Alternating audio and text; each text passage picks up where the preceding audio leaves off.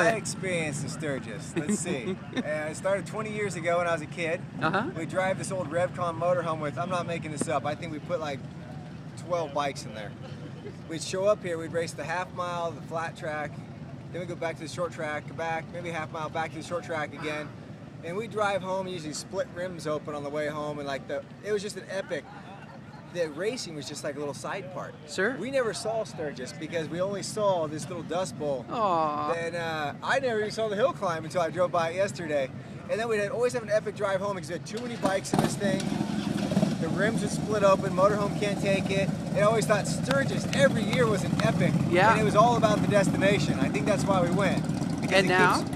It still is. Yeah. Same thing, 20 years later, instead of going with my parents taking me as a kid, I took my wife and kids here yesterday. Nice. For like 10 hours in a car. Uh-huh. And I was the same, except that we drove from Cal. We had a little longer drive, so it's okay. the same experience 20 years later.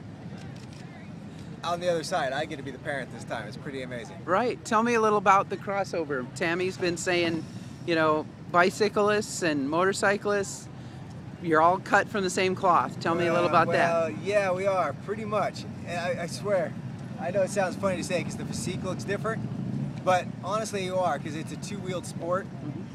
There's something about having wind in your face and being out there with your friends. Okay. Very simple. There's either a motor under you with a throttle or some cranks and a pedal. And it's the same, and I love both, so I do both. Okay. Back then I only did the motorcycle. I didn't realize I was missing out on something, and I didn't realize what Sturgis had. Like, I was just at the coffee shop, and they were explaining to me, Ben, we got 100 miles of single track on the Centennial Trail.